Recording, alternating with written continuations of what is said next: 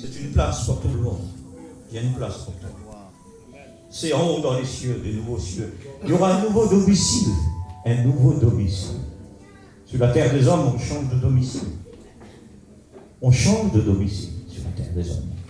Et il fallait que le nouveau fils, c'est-à-dire le fiancé, qui se mariait à la fiancée juive, il fallait comme il revenait de voyage, il fallait qu'il montre le nouveau domicile à la femme. Car il avait son domicile vers ses parents. Et Jésus nous amène vers son Père. J'allais dire vers ses parents, parce que c'est notre parent. Jésus est notre frère, Dieu est notre Père, le Saint-Esprit le Consolateur. Et il nous emmènera vers un nouveau domicile dans la gloire. C'est appelé le royaume des cieux. La femme de l'agneau, le trône de Dieu de l'agneau, ce sera le paradis éternel.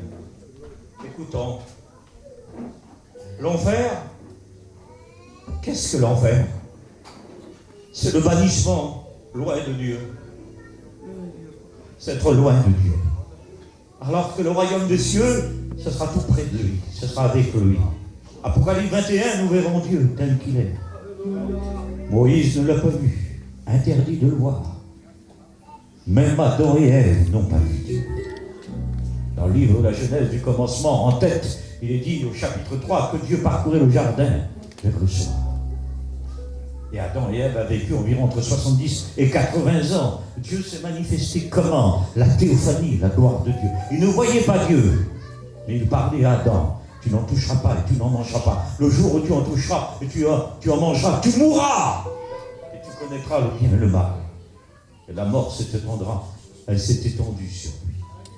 Je voudrais vous dire que personne n'a vu Dieu. Il est dit Jésus. C'est Jésus qui dit dans l'évangile de Jean, il dit ceci, personne n'a vu Dieu, si ce n'est que le Fils. Moïse, Dieu dit, si tu mourras, tu vas mourir. Il dit, mets-toi dans le rocher, dans la cavicule du rocher, au cœur du rocher. Il n'y a que ceux qui sont dans le rocher qui verront Dieu. Il n'y a que ceux qui sont au cœur de l'agneau qui voient Dieu. Il n'y a que ceux qui ont le Seigneur qui verront Dieu. Ceux qui n'ont pas Dieu ne verront pas.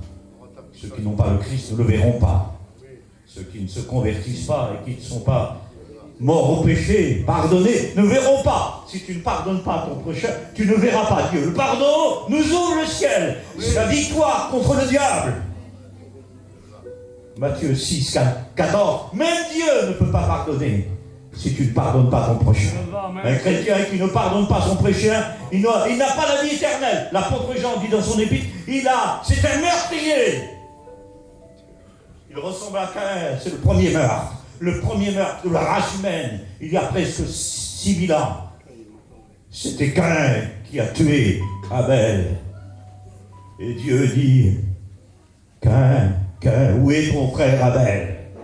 Je suis le gardien de mon frère, qui l'hypocrisie qu'il avait en lui. Tu as peut-être tué ton frère. Et Dieu dit à Caïn, où est ton frère? Où est ton frère? Je suis le gardien de mon frère. Il dit, entends-tu la voix qui retentit au sein de la terre, qui est montée jusqu'à moi? Ses mains étaient pleines de sang. Abel était berger, Caïn était laboureur. Caïn était charnel et pécheur, injuste et cruel. Il était tueur, il était rempli de sang, jaloux, il était provocateur, méchant. Il y a peut-être des chrétiens qui sont méchants. Un chrétien méchant n'ira pas au ciel. Un chrétien orgueilleux n'ira pas au ciel. Jésus a vaincu la mort, il a cassé la mort, il a broyé l'orgueil. Alléluia. L'orgueil est un pan qui s'élève, qui fait une exposé d'amour. Un pan, il a 6 couleurs sur son corps. Il a une couronne de 6 couleurs sur sa tête.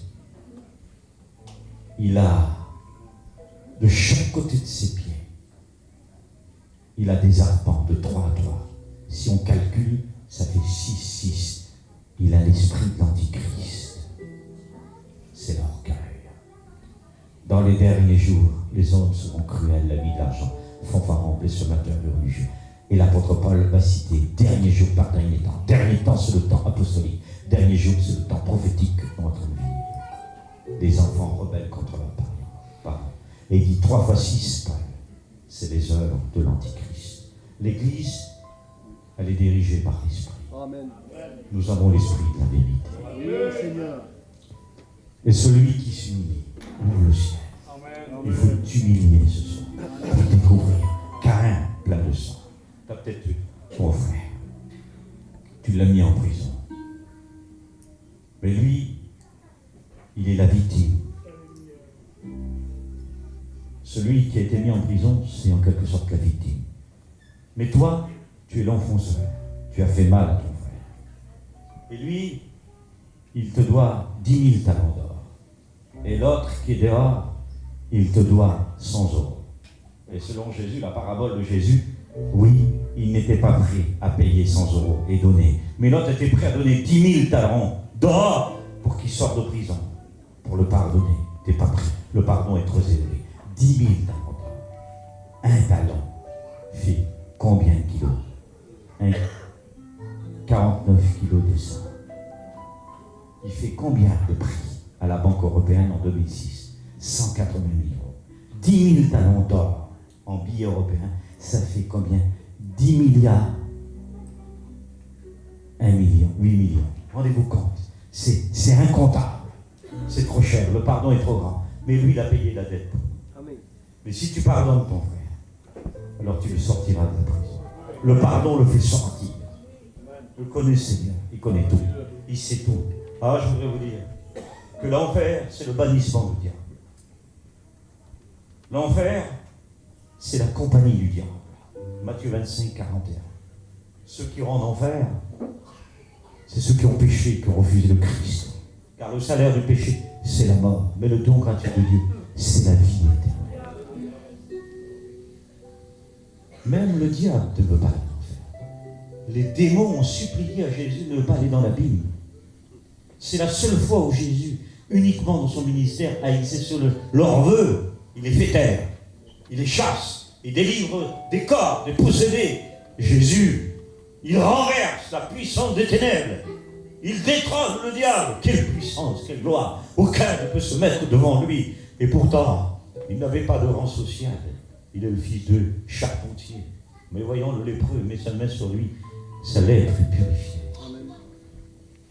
Il n'a pas de Rolls pour rentrer à Jérusalem. Mais il monte sur le petit d'une ânesse et on crie, Hosanna, Hosanna, Seigneur de grâce. Il n'a pas de vêtements de Salomon, la richesse de Salomon. Il n'a pas de chez lui, c'est la maison de Pierre. Il n'a pas de palais, c'est le désert.